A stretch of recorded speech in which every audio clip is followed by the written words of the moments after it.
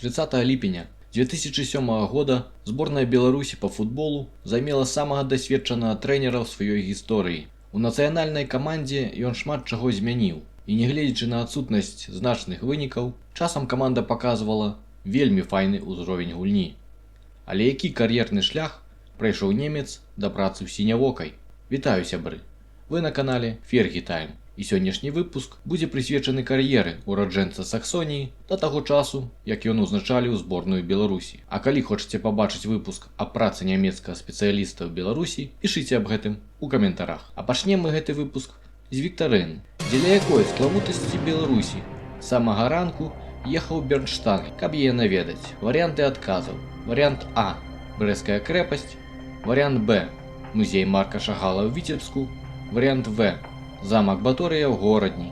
Варыянт Г – Белавежская пушча. Падумалі, пакумекалі, прыгадалі і запомнілі яго. Правільна адказалі ці не, даведайцеся напрыканцы гэтага відэа. Бернд Штанге нарадзіўся 14 сакавіка 48-га у маленькай вёсачцы Гнашвіц у Саксоніі. У футбол хлопчык гуляў спачатку на аматарскім узроўні у камандзе Хемі Гнашвіц. Тым не менш, быў адтуль выкліканы ў моладзевую зборную ГДР, Германскай дэмакратычнай рэспублікі, з сацыялістычнай партыяй у якасці кіруючай. Далей гэту краіну будзем называць скарочана ГДР. Выступы за моладзевую зборную не прасунулі яго кар'еру наперад. Таму Бернд працягваў гуляць за Хемі да 17 гадоў. Пасля год правёў у Форвардс Бауцен і ўрэшце далучыўся да каманды з Лейпцыгу, што не мае сувязі з цяперашнім РБ, дзе і скончыў сваю кар'еру ва ўзросце 22 гадоў праз траўму. І тое, што, як сам зазначаў пазней, быў занадта павольны для тагачаснага футболу.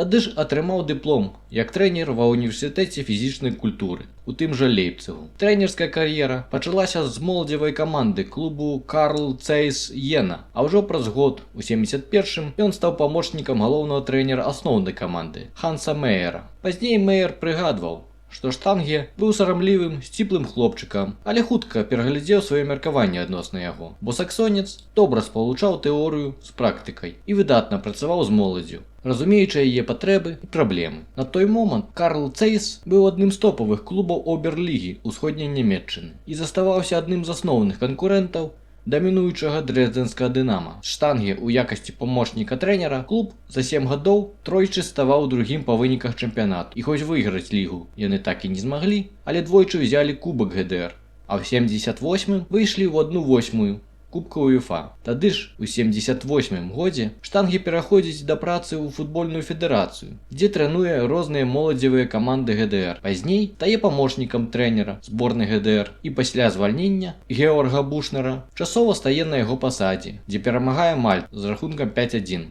11 лістапада 81-га, што зрэшты ніяк не дапамагло, бо ГДР не выйшла на чэмпіянат свету 82-го года. Першае месца у адборачнай групе заняла Польшча, будучы бронзавы прызёр. Штанге узначальвае алімпійскую зборную ўсходняй Нямецчыны, на якую складалі вялікія надзеі праз правал асноўнай збор. І саксонец іх выпраўдаў, заняўшы першае месца ў групе з Польшай, Нарвегіяй, Даніяй і камандай Суомі. Аднак, на жаль, для Штанге яго каманда не паехала ў Злучаныя Штаты праз байкот алімпіяды сацыялістычнымі краінамі. Для Штанге гэта рашэнне стала адным з найвялікшых расчараванняў у кар'еры. Тым часам асноўная зборная зноўку праваліла адбор на чэмпіянат Еўропы 84-го года. І Штанге пачаў успрымацца як нацыянальны трэнер і разам з Дітерам Фуксам і Харальдам Імшерам ўжо з верасня 83-га пачаў кіраваць асноўнай камандай. Афіцыйна ж Штанге быў зацверджаны ў якасці галоўнага толькі ўлетку 84-га. Тады ж атрымаў ордэн за заслугі ў бронзе за ўзмацненне ўплыву Нямецкай дэмакратычнай рэспублікі. Аднак праца ў асноўнай зборнай не задалася. У кваліфікацыі на чэмпіянат свету 86-га ў Мексіцы трапілі ў групу смерці да Францыі, моцных тады Балгарыі і Югаславіі, аўтсайдерам быў толькі Люксембург. ГДР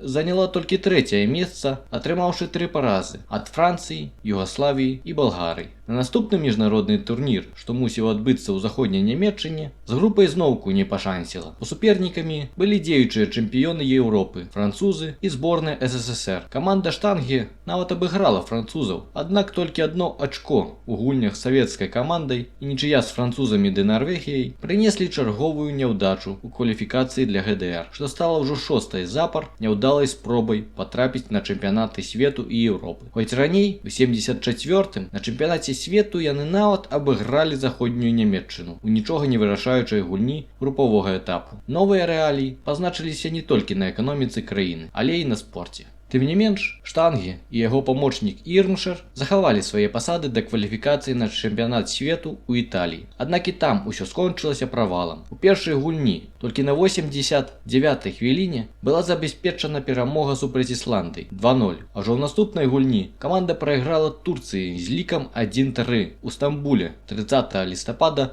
88. Рэакцыя СМІ была імгненнай, і штангі раскрытыкавалі за няправільную ацэнку суперніка і тое, што каманда захварэла на пана, бо шмат казалі пра лёгкую перамогу. Цярпенне футбольнага саюзу скончылася, і штангі быў вызвалены з пасады галоўнага трэнера разам з сваім памочнікам Ірмшерам. Так скончыўся яго час на пасадзе трэнера зборнай усходняй Нямецчыны, цягам якога каманда атрымала 24 перамогі ў 53 гульнях. Пазней штангі заявіў, што звальненне адбылося з-за яго заходняй арыентацыі і што ён быў упэўнены ў кваліфікацыі на чэмпіянат свету. А няго ж, адной з прычын няўдач былі і перыядычна паспяховыя ўцёкі футбалістаў у заходнюю Нямецчыну. Падводзячы вынікі сваёй працы, прычыну паразаў штангі бачыў у тым, што ўлады ГДР надавалі перавагу медальным алімпійскім відам спорту, футбола сярод якіх, на думку кіраўнікоў, не было, праз вялікую канкурэнцыю. Хоць менавіта на алімпійскіх гульнях зборная ГДР раней дабівалася сваіх самых значных поспехаў, узяўшы золата, 1 срэбра і 2 бронзы, 64 па 80 уключна. Але і тыя вынікі вельмі проста тлумачыліся, бо ў сацыялістычных краінах усе спартоўцы афіцыйна не былі прафесійнымі спартоўцамі, а толькі аматарамі. У той час як заходнія краіны праз прафесійны статус сваіх гульцоў не маглі іх выкарыстоўваць на алімпіядах да 84 года. З 89 па 91 штангі быў трэнерам Карл Цейс Йена, якім кіраваў у 2 апошніх чэмпіянатах ГДР. Нічым асаблівым гэты перыяд не адзначыўся, бо каманда займала 5-е і 6-е месцы адпаведна. А штангі быў звольнены за злоўжыванне даверам, бо па версіі клуба падчас працы вёў перамовы аб пераходзе ў берлінскую герт. Пасля аб'яднання Нямецчыны усе клубы былі залучаны ў агульную Бундеслігу, а штангі уласна і стаў трэнерам герты. На той момант гэта было неабыякім поспехам, бо ўсходнія нямецкія гульцы былі патрэбныя ўсім, а трэнеры нікому. Цікава, што з 14 усходненямецкіх клубаў толькі 2 былі залучаны да Бундеслігі ФРГ – Дынама Дрэздэн і Ганза Ростак. Рэшта былі адпраўлены ў ніжэйшыя дывізіёны. З таго часу толькі 4 клуба з усходу гулялі ў Бундеслізе: Энергі Котбус, Лейпциг, які цяпер завецца Лакаматывам, Уніён Берлін і, уласна, РБ Лейпциг. Берлінская герта гуляла ў заходнім Берліне і адносілася да ФРГ. Хаця яе стадыён быў настолькі блізка да берлінскай сцяны, што гукі стадыёна можна было чуць і ва ўсходнім Берліне. Але на чале герты саксонец пратрымаўся крыху болей года, заняўшы 3-е месца ў другой Бундеслізе і не здолеў яе вярнуць у першую. А яшчэ цягам сезону перайшоў з пасады трэнера на пасаду скаута. Праз год узначаліў клуб Лейпциг, цяперашні Лакаматыў. Не блытайце яго з РБ. У іх адзіным сезоне Бундеслізе. І каманда-дэбютант няблага пачала чэмпіянат, але з цягам часу апусцілася ўніз, і штангі быў датэрмінова звольнены 21 лютага 94 года, пасля паразы 1-3 ад Баварыі Франца Бекенбауэра. Пазней яго каманда вылецела другую Бундеслігу. Той час Бернд узгадваў як ключавы ў сваёй кар'еры. Маўляў, калі б ён здолеў утрымаць Лейпциг у Бундеслізе, перад ім адчыніліся б шматлікія дзверы. А так, ён уласнаруч разбурыў сваю кар'еру ў аб'яднанай Нямецчыне. Але ж спроба і хвароба. У наступным сезоне саксонец вярнуўся ў берлінскую герту спартыўным дырэктарам, але і тую пасаду пакінуў вясной 95-го. Каманда ж заняла 11-е месца ў другой Бундеслізе. Аднак звольнілі яго не за вынікі каманды, бо пасля аб'яднання Нямецчыны былі адчынены архівы спецслужбы ГДР, Штазі, і ў 95 годзе з'явіліся абвінавачванні в бок Штанге у супрацы з спецслужбамі. Як сцвярджалася, ён меў мянушку Курт Вэгнер і нібыта працаваў на іх з 73 па 86 год. Пазней Штанге казаў, што пагадзіўся на супрацу пад ціскам кіраўніка клуба Карл Цейс з Йены на пачатку сваёй кар'еры, бо інакш не атрымаў бы пашпарт і не змог бы быць разам з камандай на міжнародных гульнях Кубка еўрапейскіх чэмпіёнаў. Толькі ў выпадку падпісання дамовы аб супрацы ён мог бы стаць трэнерам. Апаненты абвінавачвалі саксонца ў паведамленнях аб гульцах, што збіраліся ўцячы ў заходнюю Нямецчыну. І казалі, што ён нават нібы браў удзел у выкраданні дзённіка аднаго з гульцоў. Штанге ж запярэчваў неаднаразова, што падобныя дамовы падпісвалі ўсе трэнеры і большасць гульцоў, што было праўдай. Цяперака ўжо саксонец неаднаразова зазначаў, што тое рашэнне было памылкай. Пасля гэтага Бернт Штанге ніколі больш не працаваў у нямецкім футболе. Наступны этап кар'еры быў надзвычай паспяховы. Дзякуючы парадзе волата ўкраінскага футболу Валерыя Лабановскага, Штанге быў зацверджаны на пасадзе клуба Днепро з Днепропетровск. Той клуб у Нямецчыне ведалі па выступах у Еўракубках. Тагачасны ўласнік клуба, газавы алігарх Ігар Бакай, уразіў немца падчас першай сустрэчы ў Нюрнберзе новымі мерседесамі і буйнымі футбольнымі амбіцыямі. Прыехаўшы ва Ўкраіну, немец сказаў: «Ды гэта ж суперклуб. Дняпро меў добры стадыён, вялікую базу, але парадку там было нешмат». У сярэдзіне 90-х уся інфраструктура клуба была не ў лепшым стане.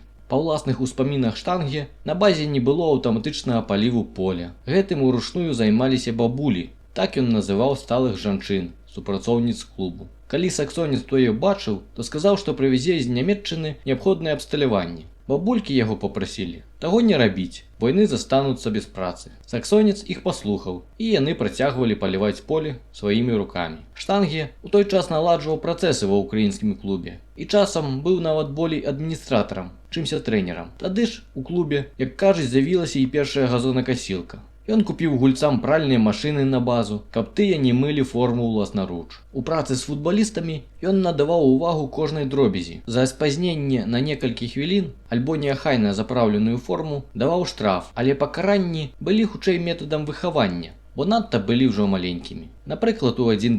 А на сабраныя з штрафаў грошы набывалася штосьці на базу альбо падарункі гульцам. Штанге не быў супраць таго, каб гулец выпіў на зборы куфаль піва, але моцна караў за паўкіло непатрэбнай вагі. Таксама забараніў газіроўкі і квас. Бразілец Эмерсон у далечыні ад родных ніў, ад роднай хаты, моцна сумаваў і меў праблемы з адаптацыяй да іншай краіны і чэмпіянату. Нямецкі трэнер адкульсьці дастаў для хлопца скрыню з відэакасетамі партугаламоўных фільмаў. Нібы пасля таго бразілец расквітнеў і пачаў зноў забіваць. За няпоўныя 1,5 сезона пад кіраўніцтвам немца Дняпро двойчы ўзяў бронзу і выйшаў у фінал Кубка Ўкраіны, дзе у драматычнай серыі пасля матчавых пенальці саступіў данецкаму Шахцёру. Цікава, што перад серыяй немец памяняў галкіпера, каб заблытаць супернікаў, але тое не дапамагло. Кажуць, нібы менавіта пасля той гульні змянілася штосьці ў меркаванні ўладальнікаў. Яны ініцыявалі пераход Штанге і ключавых гульцоў у кіеўскі ЦСКА Барысфен з жаданнем пахіснуць дамінацыю сталічнага Дынама. Перспектывы былі вялікія, і так моцны ЦСКА, што летась стаў 4-м. З гульцамі Дняпра, здавалася, можа стаць нават чэмпіёнам. Аднак раптоўна падчас збораў у Аўстрыі за пару дзён да пачатку новага чэмпіянату выявілася, што ўладальнікі клуба штосьці не падзялілі, і клуб распаўся на часткі. Як кажуць, дзе нянек многа, там дзіця без нога. Частка аднаго ўладальніка знікла ўвогуле, каб ужо праз год пачаць вяртанне ў другой лізе. Другая частка займела іншага трэнера, і новая каманда ледзьве была сабраная перад пачаткам чэмпіяната. А ўладальнікі, што запрашалі Штанге, засталіся не пры справе, тэрмінова прадавалі гульцоў іншым клубам, а саксонец застаўся без працы. Немец тады не цяміў, як за пару дзён да старту у камандзе можа змяніцца назва, фундатары, прэзідэнт, галоўны трэнер і 90% складу. Нягледзячы на такі фінал, Штанге уладкаваў частку гульцоў у Бундеслігу, адкрыўшы ім шлях у еўрапейскі футбол. У 98-м годзе, пасля таго, як усё перакулілася з ног да галавы для Штанге ва ўкраінскім чэмпіянаце, ён перакуліў і ўласную кар'еру, узначаліўшы аўстралійскі Перт Глоры. У сваім першым ж сезоне ён вывеў той клуб у фінальную серыю плэй-офф чэмпіянату з 3-го месца, дзе саступіў толькі ў паўфінале. Немец стаў вельмі папулярным сярод фанатаў. Яго фота з'яўлялася на банках з півам. Першы сезон апісваўся выразам «эфект Бернда». На хвалі шчасця пасля перамогі ў адной з гульняў таго чэмпіянату немец пацалаваў у шчаку супрацоўніцу паліцыі Анджэлу О'Хэхер, што працавала на адной з гульняў. Пасля гэты момант паказалі на стадыёне і шматкроць на тэлебачанні. Зрэшты, ніхто ні на кога не абразіўся, а папулярнасць немца толькі вырасла. Пагатоў, ужо ў 2016 годзе Анджэла адпомсціла Штанге, зрабіўшы тое ж самае падчас іх сустрэчы ў Аўстраліі. У наступным сезоне Перт зноўку выйшаў у плэй-офф і дайшоў да фіналу, дзе саступіў пры рэкордных 42 000 заўзятараў Вулверхэмптону у серыі пенальці. Пасля нічыі 3-3 у асноўны час. Пры гэтым у перапынку каманда Штанге вяла 3-0. У тым сезоне немец меў праблемы ў стасунках з гульцамі, і ў сярэдзіне сезона яму паведамілі, што яго кантракт не будзе падоўжаны. Але добра арганізаваныя пратэсты заўзятараў і ціск СМІ прымусілі кіраўніцтва змяніць сваё рашэнне і пакінуць Штанге. Аднак у наступным сезоне вынікі былі кепскімі, хоць Глоры гулялі ў атакуючы футбол і падпісалі некалькі вядомых аўстралійскіх гульцоў. У плэй-офф каманда зноўку саступіла, і Бернд Штанге быў звольнены ў 2001 годзе. Напамінам пра добрую працу ў краіне кенгуру стала яе грамадзянства. Наступным прыпынкам стаў Аман, бо аднаго з кіраўнікоў федэрацыі немец сустрэў у сінгапурскім аэрапарту падчас вяртання з Аўстраліі. Яму паставілі задачу вывесці іх на чэмпіянат свету 2002 года у Японіі і Карэі. Аднак каманда краіны з абсалютнай манархіяй заняла апошняе месца ў групе з Кітаем, Арабскімі Эміратамі, Узбекістанам і Катарам. А саксонец быў звольнены праз 3 месяцы пасля ўсяго адной перамогі і адной нічыі ў 5 матчах і разгрома 0-5 ад Узбекістана ў апошняй гульні. Немец сутыкнуўся з тым, што арабскія футболісты спяць да 10 гадзін ранку, маюць такое свята як Рамадан і адпаведна не найлепшую фізічную форму ў той час. Гэта быў чарговы новы сусвет. Адзіная перамога была над Іракам у першай гульні, куды яго і запрасілі узначаліць зборную. Што ён і зрабіў 10 лістапада 2002 года. Яго новае месца працы выклікала хвалю крытыкі, бо адбывалася на фоне канфрантацыі Ірака падчас праўлення Саддама Хусейна і Злучаных Штатаў пасля трагедыі 11 верасня. А няго ж і СФРГ таксама крытыкавалі яго рашэнне. Тым не менш, ні кіраўніцтва нямецкай федэрацыі футболу, ні ФІФА не папярэдзіла яго аб нейкіх забаронах, калі Штанге звярнуўся да іх за дазволам і парадай перад прыняццем прапановы. Штанге падпісаў кантракт з 3 асаблівымі пунктамі аб супрацы. Першы – адказнасць за спартыўныя вынікі, другі – права пакінуць краіну ў выпадку вайны і трэці – палітычны нейтралітэт. Немец дапамагаў рыхтаваць моладзевую зборную Ірака да кваліфікацыі на алімпійскія гульні 2004 года у Грэцыі, куды львы Месапатаміі паспяхова выйшлі і нават занялі 4-е месца. Перад пачаткам вайны ў Іраку немец па загаду амбасады ФРГ пакінуў краіну. Аднак, вярнуўшыся праз тыдзень, каб скасаваць кантракт, проста не змог сказаць гульцам, што сабраліся з сем'ямі, аб тым, што пакідае іх, і застаўся. Пасля заканчэння вайны ў Іраку у траўні 2003 года Штанге таксама не пакінуў зборную. Краіна апынулася ў цяжкім стане настолькі, што Штанге часта плаціў за пералёты каманды з уласнай кішэні. Трэнаваліся толькі днём, праз небяспеку ўвечары. Ён пісаў лісты пра дапамогу Джорджу Бушу малодшаму, Тоні Блэру і Берлусконі, што дало свой плён, бо зборная паехала ў турнэ па Англіі у 2004. Улетку 2004 немец з зборнай Ірака у якасці дзейных чэмпіёнаў занялі толькі 4-е месца на чэмпіянаце Заходняй Азіі, саступіўшы ў паўфінале будучаму чэмпіёну Ірану, а ў гульні за бронзу прайгралі Іорданіі. У заслугу можна паставіць паспяховую кваліфікацыю на Кубак Азіі у Кітаі. За некалькі тыдняў перад алімпійскімі гульнямі ў Грэцыі Штанге сфатаграфаваўся з прэм'ер-міністрам Вялікабрытаніі Джекам Строу, які які падтрымліваў уварванне ЗША ў Ірак. Пасля чаго прыхільнікі Хусейна нібыта расцанілі гэта як здраду і сталі пагражаць спецыялісту пакараннем. Таму немец больш не вярнуўся ў Ірак і падаў у адстаўку. За Іракам ён правёў 22 гульні, атрымаў 8 перамог, 5 нічыіх і 9 паражэнняў і вывеў яе ў топ-50 рэйтынгу FIFA. Немец крок за крокам набліжаўся да Еўропы і далей быў кіпрскі клуб Лімасол, які штангі узначалі 18 студзеня 2005 года. Перадапошняе месца ў чэмпіянаце ён здолеў падняцца на 7-е, дзякуючы выступу ў другой палове сезона і пацярпеў толькі одну паразу. Перад наступным сезонам немец стварыў новую каманду, запрасіўшы ў клуб футбалістаў з Ірака, Партугаліі і іншых краінаў, што было дзіўным, але дало свой плён. У наступным сезоне кіпрскі клуб заставаўся непераможным ва ўсіх 26 матчах лігі, паўтарыўшы дасягненне Арсена Венгера з лонданскім Арсеналам і выйграў упершыню за 12 гадоў для клуба чэмпіянат і суперкубак. 5 студзеня 2007